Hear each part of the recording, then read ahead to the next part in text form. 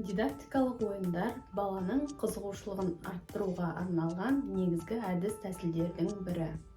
Сәлем, құрметті достар, сіздермен Әсем Нұр. Бүгін сіздермен дидактикалық ойындар туралы айтатын боламын және көптеген дидактикалық ойын түрлерін ұсынатын боламын.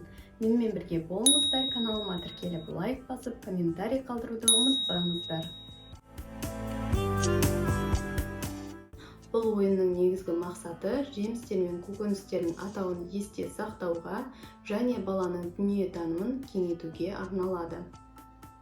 Жемістер мен көкөністерді араластырып орнына салу қажет.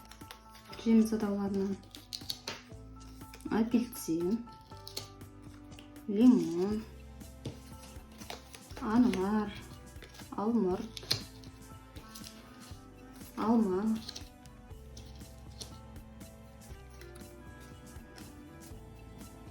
киви және ананас. Көлеңкесі арқылы тауып өз орнына қоятын болады. Мысалы, осылай жемістерді. Келесі көкөністер, мысалы, баялды,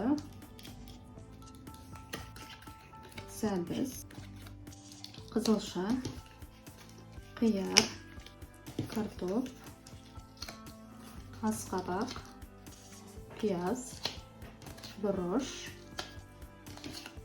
қызанақ, орам жапырақ. Көлеңкесі арқылы көкөністерді және жемістерді өз орнына қояды. Балаларға бұл ойын ұнайды деген ойдамын. Мамандық атауларына арналған ең қажетті және таптырмас ойындардың бірі деп ойлаймын. Бұл ойынды қалай ойнау керектігін түсіндіремін. Менімен бірге болыңыздар. Менің қолымда әр мамандық иесіне қажетті құралдар бар. Осыны липучканың көмегі арқылы әр мамандық иесіне өз құралдарын береміз.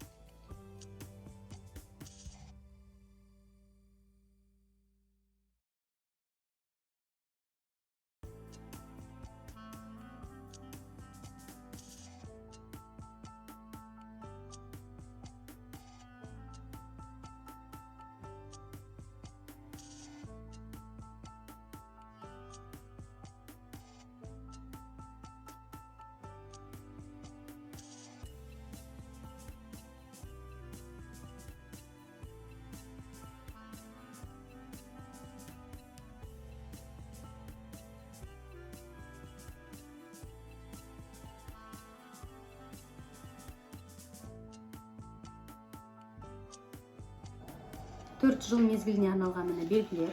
Осы белгілерді араластыра отырып, қай мезгілге қандай белгі тән? Бұл жаз.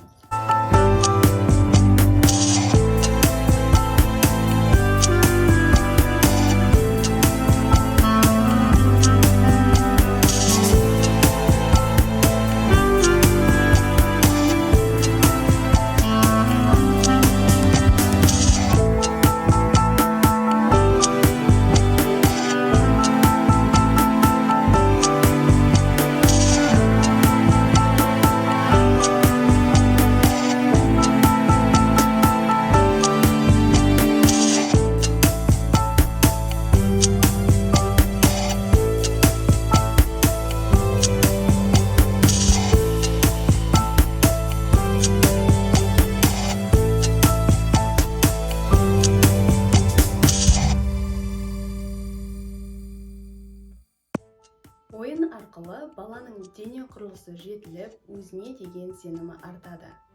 Сонымен қатар балада ойлау, тапқырлық, шыдамдылық, ұйымдастырушылық сияқты қасиеттер қалыптасады. Ойын дегеніміз жаттығу. Ол баланы өмірге әзірлейді. Достар, сіздермен Әсем Нұр. Әр оқырман мені қолдаса, өте жақсы болар еді. Өйткені маған тіркелмей қарайтын оқырмандар саны өте көп екенін білемін. Оны көрсетіп те қажет емес шығар. Сондықтан менімен бірге болыңыздар, каналыма тіркеліп, лайк басып, комментарий қалдырып, қолдап отыруды ұмытпасаңыздар екен.